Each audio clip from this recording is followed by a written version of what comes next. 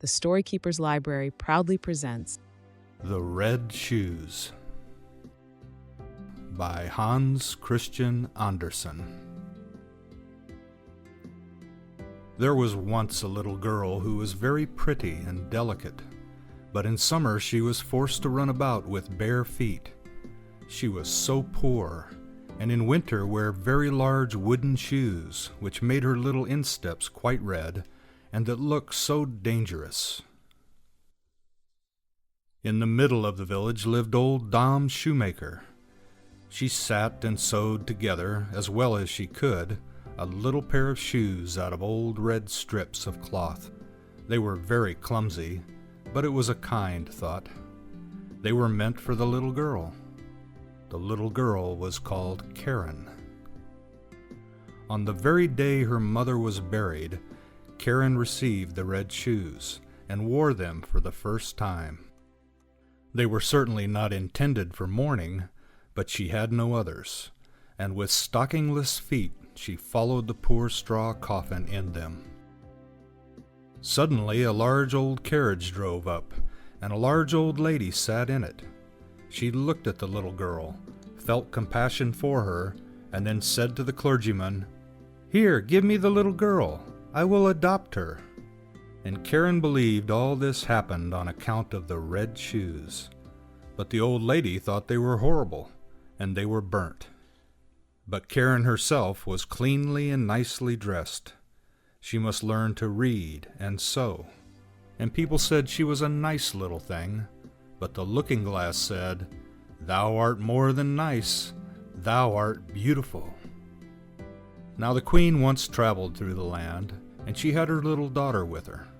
And this little daughter was a princess, and people streamed to the castle, and Karen was there also, and the little princess stood in her fine white dress in a window and let herself be stared at. She had neither a train nor a golden crown, but splendid red morocco shoes. They were certainly far handsomer than those Dame Shoemaker had made for little Karen. Nothing in the world can be compared with red shoes.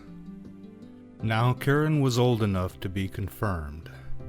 She had new clothes and was to have new shoes also. The rich shoemaker in the city took the measure of her little foot. This took place at his house, in his room, where stood large glass cases filled with elegant shoes and brilliant boots.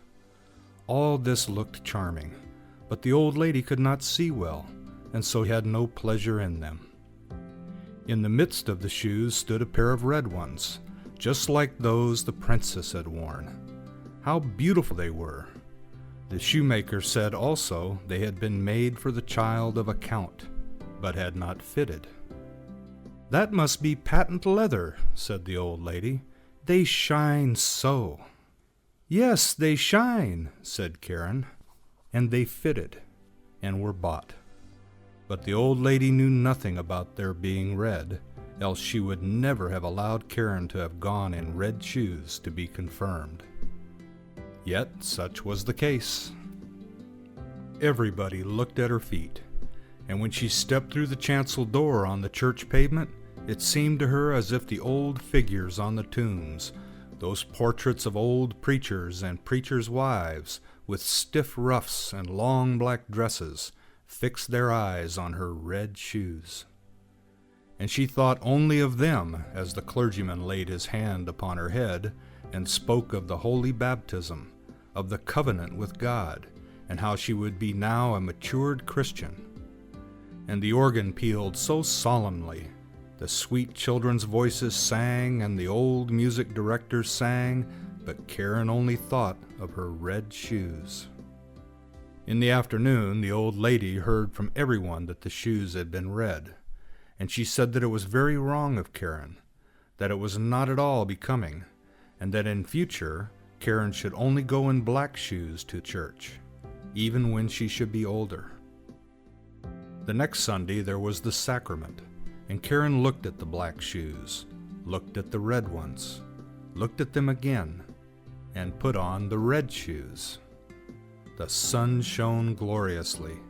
Karen and the old lady walked along the path through the corn, It was rather dusty there. At the church door stood an old soldier with a crutch and with a wonderfully long beard, which was more red than white, and he bowed to the ground and asked the old lady whether he might dust her shoes. And Karen stretched out her little foot. "See, what beautiful dancing shoes," said the soldier. "Sit firm when you dance." And he put his hand out towards the soles. And the old lady gave the soldier alms and went into the church with Karen. And all the people of the church looked at Karen's red shoes and all the pictures, and as Karen knelt before the altar and raised the cup to her lips, she only thought of the red shoes, and they seemed to swim in it. And she forgot to sing her psalm, and she forgot to pray, "Our Father in heaven." Now all the people went out of the church, and the old lady got into her carriage. Karen raised her foot to get in after her when the old soldier said, "Look, what beautiful dancing shoes!" And Karen could not help dancing a step or two, and when she began, her feet continued to dance. It was just as though the shoes had power over them. She danced round the church corner. She could not leave off. The coachman was obliged to run after her and catch hold of her, and he lifted her in the carriage. But her feet continued to dance, so that she trod on the old lady dreadfully. At length she took the shoes off, and then her legs had peace. The shoes were placed in a closet at home, but Karen could not avoid looking at them. Now the old lady was sick, and it was said she could not recover. She must be nursed and waited upon, and there was no one whose duty it was so much as Karen's. But there was a great ball in the city, to which Karen was invited. She looked at the old lady, who could not recover. She looked at the red shoes, and she thought there could be no sin in it. She put on the red shoes. She might do that also, she thought. But then she went to the ball and began to dance. When she wanted to dance to the right, the shoes would dance to the left. And when she wanted to dance up the room, the shoes danced back again, down the steps, into the street, and out of the city gate. She danced, and was forced to dance, straight out into the gloomy wood. Then it was suddenly light up among the trees, and she fancied it must be the moon. For there was a face, but it was the old soldier with the red beard. He sat there, nodded his head, and said, "Look, what beautiful dancing shoes." Then she was terrified, and wanted to fling off the red shoes, but they clung fast. And she pulled down her stockings, but the shoes seemed to have grown to her feet. And she danced, and must dance, over fields and meadows, in rain and sunshine, by night and day. But at night it was the most fearful. She danced over the churchyard, but the dead did not dance. They had something better to do than to dance. She wished to seat herself upon a poor man's grave, where the bitter tansy grow, but for her there was neither peace nor rest, and when she danced towards the open church door, she saw an angel standing there. He wore long white garments. He had wings which reached from his shoulders to the earth. His countenance was severe and grave, and in his hand he held a sword, broad and glittering. "Dance shalt thou," said he. "Dance in thy red shoes till thou art pale and cold, till thy skin shrivels up and thou art a skeleton. Dance shalt thou from door to door, and where proud vain children dwell, thou shalt knock, that they may hear thee and tremble. Dance shalt thou." "Mercy!" cried Karen, but she did not hear the angel's reply, for the shoes carried her through the gate into the fields, across roads and bridges, and she must keep ever dancing. One morning she danced past a door which she well knew. Within sounded a psalm. A coffin decked with flowers was borne forth. Then she knew that the old lady was dead, and felt that she was abandoned by all and condemned by the angel of God. She danced, and she was forced to dance through the gloomy night. The shoes carried her over stack and stone. She was torn till she bled. She danced over the heath till she came to a little house.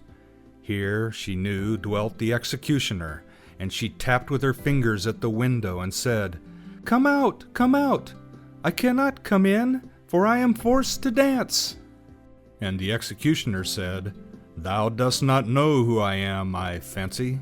I strike bad people's heads off, and I hear that my axe rings." "Don't strike my head off," said Karen. "Then I can't repent of my sins, but strike off my feet in the red shoes." And then she confessed her entire sin, and the executioner struck off her feet with the red shoes.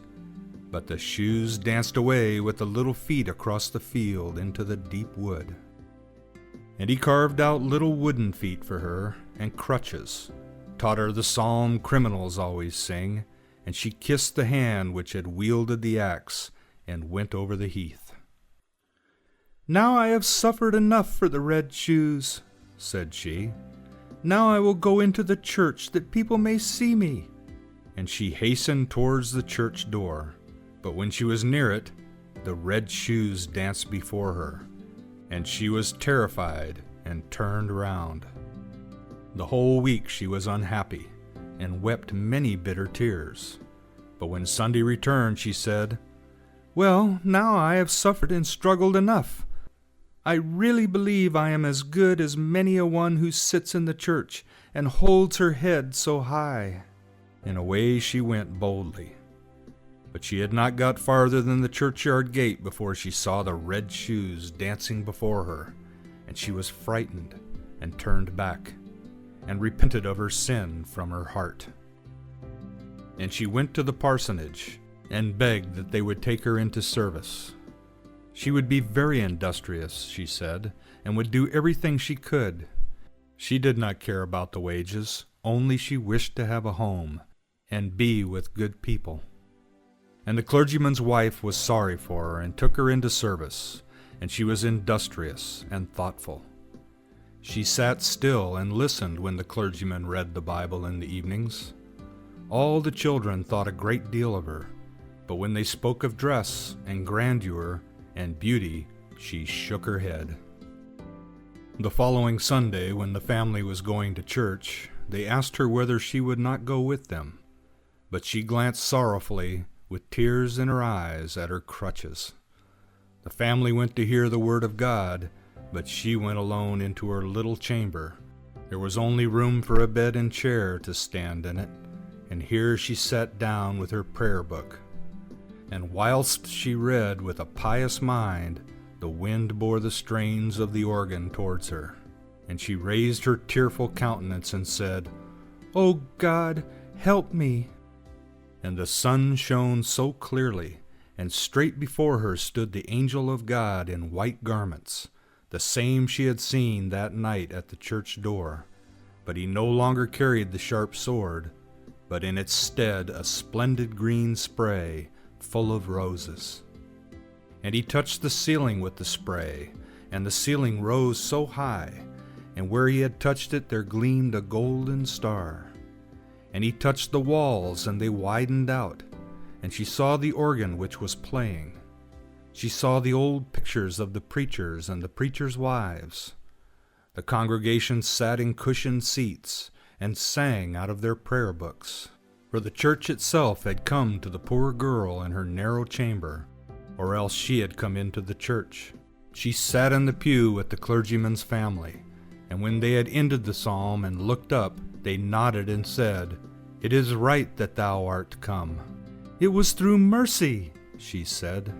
And the organ pealed, and the children's voices in the choir sounded so sweet and soft. The clear sunshine streamed so warmly through the window into the pew where Karen sat. Her heart was so full of sunshine, peace, and joy that it broke. Her soul flew on the sunshine to God, and there no one asked after the red shoes. Thank you for watching the Story Keeper's Library. Please like, comment, and share this video. Don't forget to subscribe and turn on notifications to be the first to enjoy our latest content.